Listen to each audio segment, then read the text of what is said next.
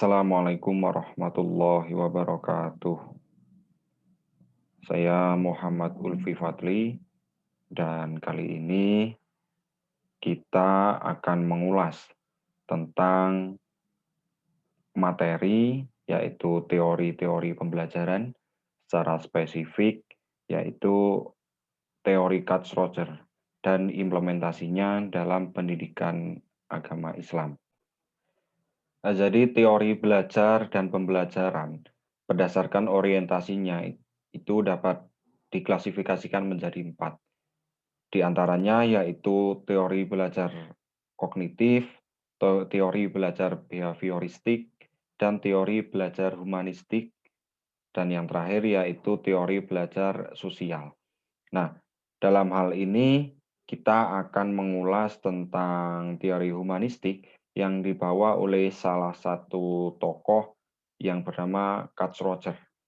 Jadi di mana teori humanistik ini merupakan teori yang mempelajari perilaku belajar peserta didik dan mengembangkan potensi yang ada di dalam peserta didik tersebut.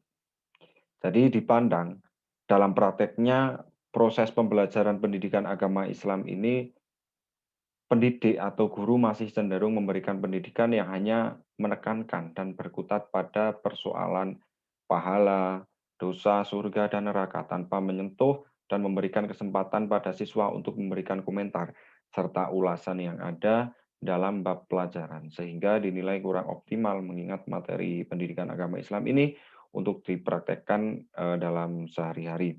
Nah, untuk mencapai tujuan belajar humanistik dalam pembelajaran, siswa tidak boleh terpaku pada kurikulum yang ada. Artinya, kurikulum inilah yang menyesuaikan terhadap keadaan peserta didik atau siswa-siswanya. Sehingga orientasi belajar ini bukan condong dari hasil belajarnya, akan tetapi menekankan pada proses pembelajaran atau proses transfer mata pelajaran itu sendiri. Perlu diketahui bersama bahwasanya Kac-Roger ini merupakan seorang ahli psikologi humanistik, di mana ide-idenya ini selalu mempengaruhi pendidikan dan penerapannya. Nah, dalam hal pendidikan ini, Kac-Roger beranggapan bahwa semua manusia yang lahir membawa dorongan untuk meraih sepenuhnya apa yang ia inginkan dan perilaku secara konsisten menurut pribadinya sendiri. Selanjutnya yaitu Kac-Roger itu membagi 2 tipe dalam belajar, yaitu ada tipe kognitif yang berarti kebermaknaan dan eksperimental yang berarti pengalaman. Sebagai contoh dengan menyuruhnya tidak membuang sampah sembarangan, dikhawatirkan nanti akan terjadi banjir. Nah, itu merupakan contoh dari kognitif ini sendiri. Akan tetapi yang eksperimental ini mencoba melibatkan peserta didik secara personal, berinisiatif, termasuk juga penilaiannya terhadap diri sendiri. Kac-Roger memperkenalkan dengan 10 prinsip belajar humanistik. Yang pertama yaitu manusia memiliki kemampuan untuk belajar secara alami. 2, belajar yang bermakna terjadi apabila subject matter dirasakan peserta didik mempunyai relevansi dengan maksud-maksudnya sendiri. 3, belajar yang melibatkan suatu perubahan yang ada di dalam tanggapan mengenai dirinya dianggap mengancam dan cenderung akan ditolaknya. 4, pekerjaan belajar yang dapat mengancam diri sendiri adalah sangat mudah untuk dirasakan dan mudah diasimilasikan apabila ancaman dari luar tersebut semakin kecil. 5, apabila ancaman kepada diri peserta didik rendah, pengalaman bisa diperoleh dengan melakukan berbagai cara yang bermacam-macam. Nomor 6, belajar yang berarti bisa didapatkan peserta didik dengan melakukannya. 7, belajar dapat diperlancar jika peserta didik dilibatkan langsung dalam proses pembelajaran. Nah, ini merupakan kunci dari teori humanistik ini sendiri. Kemudian belajar atas inisiatif sendiri yang melibatkan diri peserta didik seutuhnya. Nomor 9, kepercayaan pada diri sendiri, kemerdekaan, kreativitas akan lebih mudah untuk dicapai apabila peserta didik dibiasakan. Selanjutnya nomor 10 yaitu belajar yang sangat berperan secara sosial di dunia modern ini adalah belajar yang menyangkut proses belajar itu sendiri. Nah, Dengan anggapan lain, Carl ini mempunyai pendapat bahwasanya peserta didik yang belajar hendaknya tidak secara terpaksa dan tidak dipaksa, akan tetapi dibiarkan untuk bebas. Harapannya adalah dengan bebasnya ini, si peserta didik dapat bertanggung jawab atas pilihan tersendirinya atau pilihan sendirinya tersebut. Nah, selanjutnya yaitu ada 5 hal penting dalam proses belajar humanistik menurut Carl. Satu yaitu keinginan untuk belajar. Carl percaya bahwasanya setiap manusia ini secara wajar mempunyai keinginan untuk belajar. Jadi keinginan ini dapat dilihat dengan keingintahuan yang sangat dari seorang anak ketika menjelajahi lingkungan. Nah, keingintahuan anak yang sudah melekat atau sudah menjadi sifat untuk belajar adalah asumsi dasar yang terpenting dari pendidikan humanistik ini. Kemudian yang kedua yaitu belajar secara signifikan. Pikiran siswa yang belajar dengan cepat dengan menggunakan komputer agar bisa menikmati permainan.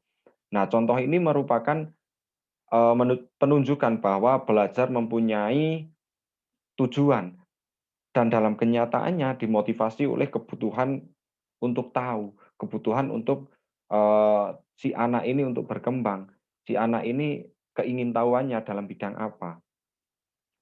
Selanjutnya yaitu belajar tanpa ancaman. Bahwa belajar yang paling baik adalah memperoleh dan menguasai suatu lingkungan yang bebas dari ancaman. Proses belajar dipertinggi ketika siswa dapat menguji kemampuan sendiri, mencoba pengalaman baru, bahkan membuat kesalahan tanpa mengalami rasa takut untuk mengulanginya sampai ia menemukan hal baru. Selanjutnya yaitu belajar atas inisiatif sendiri. Belajar inisiatif sendiri ini akan mempercepat proses transfer atau proses pencarian ilmu ini akan masuk ke dalam otaknya. Nomor 5 yaitu belajar dan berubah. Keadaan dunia yang semakin tahun semakin berubah dan akan terus berubah ini menuntut untuk membuat cara belajar dan pembelajarannya juga berbeda-beda. Nah, dengan begitu, belajar yang hanya mengingat pada satu fenomena atau menghafal dalam suatu kejadian ini dianggap belum cukup. Akan tetapi lebih kepada inovasi dan berkreasi atas inisiatifnya sendiri tentu terpokok dalam pembelajaran ini sendiri. Selanjutnya yaitu pendidik sebagai fasilitator. Jadi pembelajaran humanistik ini peran pendidik adalah sebagai fasilitator bagi peserta didik. Fungsi utamanya yaitu tentu memberikan motivasi dan kesadaran akan makna belajar dalam kehidupan peserta didik.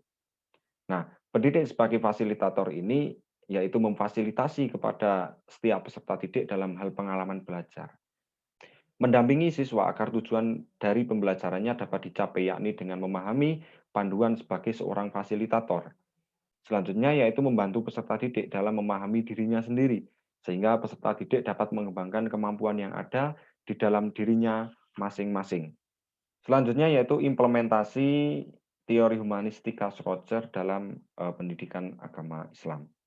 Tidak semua materi tentang pendidikan agama Islam ini bisa dipraktekkan dengan teori humanistik sendiri. Akan tetapi teori humanistik Carl ini secara umum cocok untuk pembelajaran pendidikan agama Islam karena pendidikan agama adalah salah satu media untuk pembentukan kepribadian hati nurani, perubahan sikap, dan analisis terhadap fenomena sosial. Selanjutnya yaitu pembelajaran humanistik Carl tidak hanya berhenti atau tidak boleh berhenti dalam kelas saja, akan tetapi harus juga dipraktekkan dan dievaluasi di lingkungannya masing-masing dalam artian dalam kehidupan sehari-harinya si peserta didik tersebut. Tentu dalam pengawasan pendidik yang sebagai fasilitator ini. Selanjutnya penerapannya. Jadi penerapan teori Carl ini dapat dilakukan di dalam kelas dengan cara yaitu berdiskusi dan membahas materi secara berkelompok dengan tahapan-tahapan yang sudah ditentukan atau tahapan-tahapan sebagai berikut. Yakni yang pertama yaitu tahap persiapan. Jadi tahap persiapan ini Yang pertama yaitu memilih dan menetapkan topik atau tema yang menarik. Misalnya materinya yaitu tentang zakat atau tentang waris dan terlebih tentang masalah poligami. Nah, ini akan menarik, peserta didik sehingga, eee, kegiatan diskusi atau penerapan diskusi dalam teori humanistik ini, dapat berjalan atau dapat mencapai dengan kesuksesan. Selanjutnya yaitu mengidentifikasi dan menetapkan satu sumber bacaan atau informasi yang akan didiskusikan siswa. Tadi sebagai fasilitator juga memberikan fasilitas sumber bacaan yang digunakan untuk bahan berdiskusi bagi siswa ini sendiri. Selanjutnya yaitu peserta didik membentuk kelompok diskusi yang dilanjutkan dengan memilih pemimpin diskusi yang sekiranya dianggap mampu sebagai penengah. Jadi peserta didik ini membentuk kelompok diskusi dengan memilih ketua, di mana ketuanya ini dianggap mampu sebagai penengah. Yang selanjutnya yaitu pendidik memastikan diskusi berjalan lancar. Dalam hal ini tentu pendidik tidak memberikan langsung materinya, akan tetapi hanya memastikan diskusi ini berjalan dengan lancar. Bisa dengan berkeliling ke kelompok-kelompok dengan memberikan stimulus-stimulus sehingga, akan jalan diskusinya ini. Selanjutnya yang keempat yaitu setiap kelompok melaporkan hasil diskusinya. Jadi setelah berdiskusi nanti setiap kelompok melaporkan hasil diskusinya, diskusi antar individu ini dengan materi yang sudah dibagi oleh pendidik.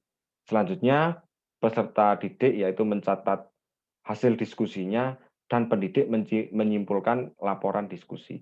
Dalam artian, setelah semua kelompok ini telah melaporkan hasil diskusinya, pendidik ini harus menyimpulkan.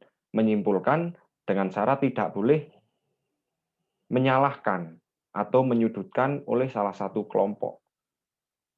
Nah, sebaliknya, pendidik ini meluruskan dengan cara yang santun sehingga peserta didik ini tidak tersinggung manakala hasil diskusinya ini kurang memuaskan atau kurang pas.